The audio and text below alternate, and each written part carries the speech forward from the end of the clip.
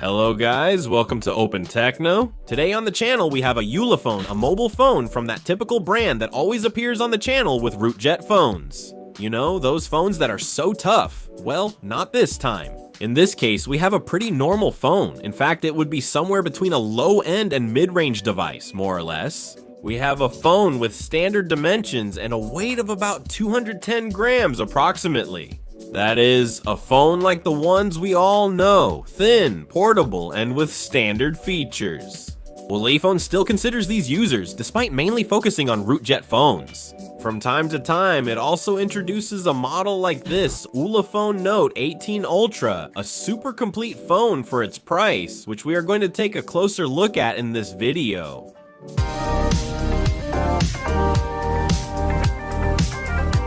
Well, as I was saying, Ulefone always makes rootjet phones, but in this case, we have a 6.7 8-inch phone. A phone with normal dimensions, weighing 210 grams, which is pretty good. We'll see later that it has a big battery. The battery of this Ulefone Note 18 Ultra will last a long time, and we're going to check it out. Well, starting with the aesthetics, I think the aesthetics are almost the best part of this phone, and the back is really beautiful. But anyway, as I was saying, it weighs 210 grams and we have a 6.7 8-inch screen. It's true that the bezels feel a little big for today's standards, but honestly, the design of the front display is cool. Then on the top, we have infrared, a headphone jack, on the right side the power button with a fingerprint sensor that works very well, and on the bottom, SIM card, USB Type-C with 18-watt charging, which is the charger that comes in the box. We have a single speaker, we don't have stereo speakers, and on the left side we have the volume control. And a button that looks a lot like the one Apple has implemented on its iPhone 15 Pro, which we can use to configure different functions based on the number of taps we make. Specifically, we can set up to 3 functions if we tap once, twice, or 3 times. For example, I have it set so that if I tap it once, it takes a screenshot. If I tap it twice, it turns on the flashlight, and if I tap it 3 times, it opens a walkie-talkie app.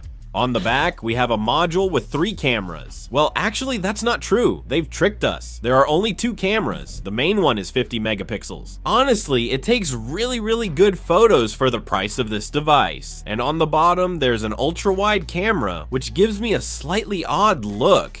Because when I take photos, I notice that it artificially distorts the edges of the picture, but later, we'll see some examples of that. And the third one, I'm telling you, we've been tricked because it's not actually a camera, it's just the flash, as you can see. But anyway, they wanted to include it here, and honestly, it doesn't look bad at all. It looks pretty natural.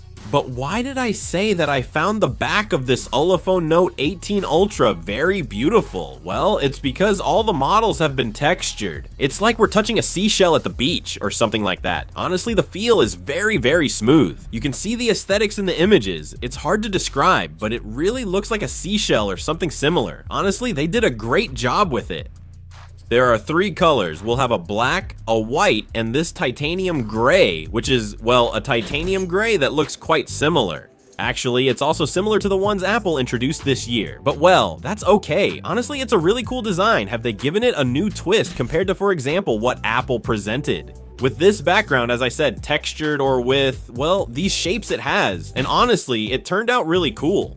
Honestly, the aesthetics, except for the front part, which seems a bit outdated to me, like from a couple of years ago or so.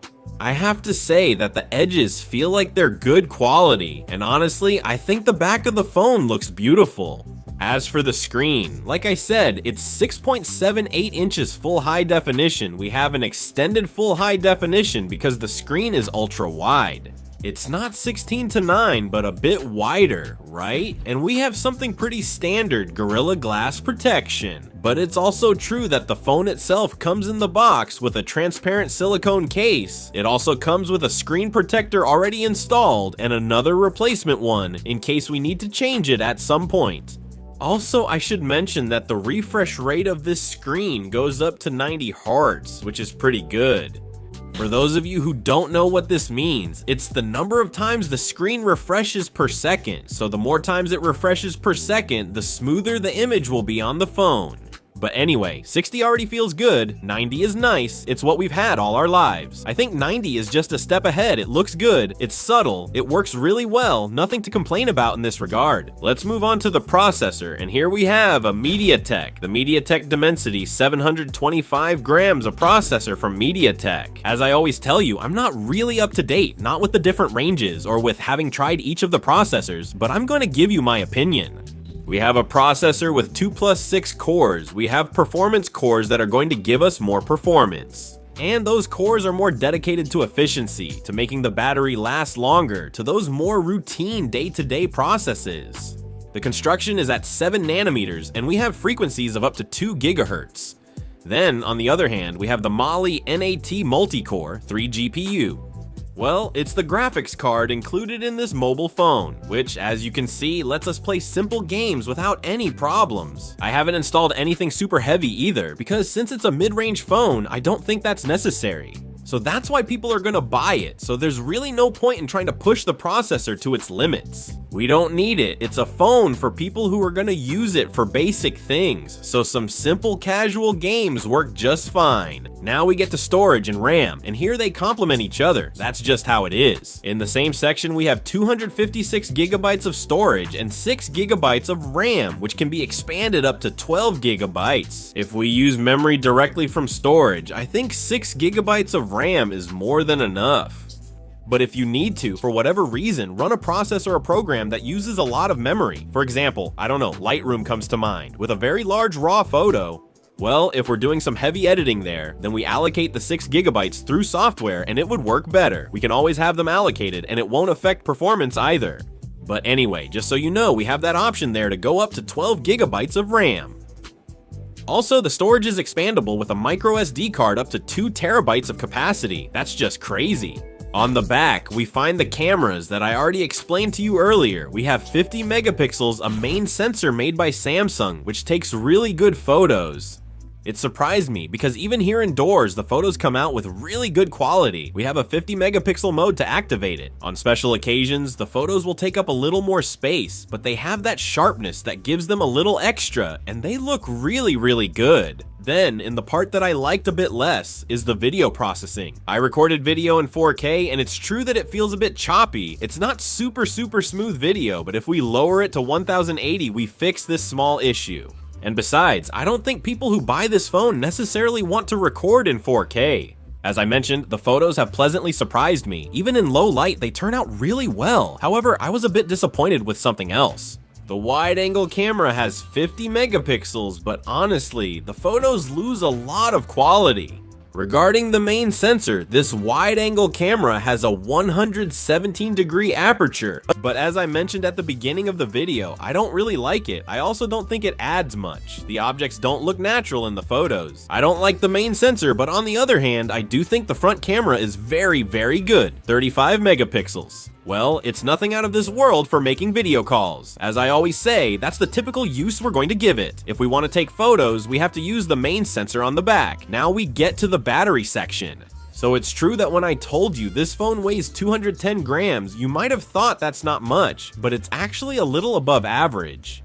Well, yes, but that's because we have a 5,450 milliamp hour battery, a battery that we can charge up to 18 watts of power, which is not fast charging. So we're going to have to leave it, well, it's 23 hours calmly plugged into the outlet so it can fully charge from 0 to 100%. However, the battery will last us a really long time. I've been testing it for several days, playing games, taking photos with the brightness at maximum, you know, that kind of stuff. And as for the battery life, well, I couldn't say exactly in hours, but it definitely lasts more than a day without any problems. The brand gives us some figures, like a standby time of 300 hours, which means we could go more than 10 days with the phone.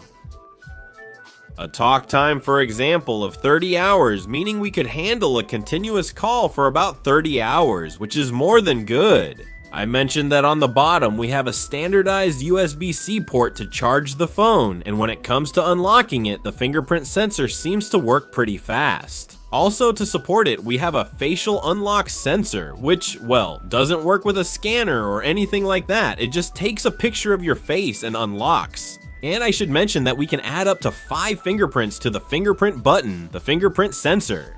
Now, SIM card. We can insert up to 2 SIM cards. We can manage 2 phone numbers in this phone. Also, we're going to have 5G coverage, the latest in mobile coverage. I always tell you that it uses quite a bit of battery. I'm still not fully convinced by it these days, but anyway, it's unlocked, and if we want to use it, we can do it. As for Wi-Fi, I'm missing Wi-Fi 6. We only have up to Wi-Fi 5, which will give us good speeds. In general, I don't think we're going to do anything major with this phone either. And well, being a phone, Wi-Fi 5 is actually pretty good. If it had Wi-Fi 6, that would be perfect, but this is more than enough. And on the other hand, we have Bluetooth 5.2. This is something we'll use a lot more when we connect our compatible headphones wirelessly. Well, we have one of the latest standards that's going to use very little energy.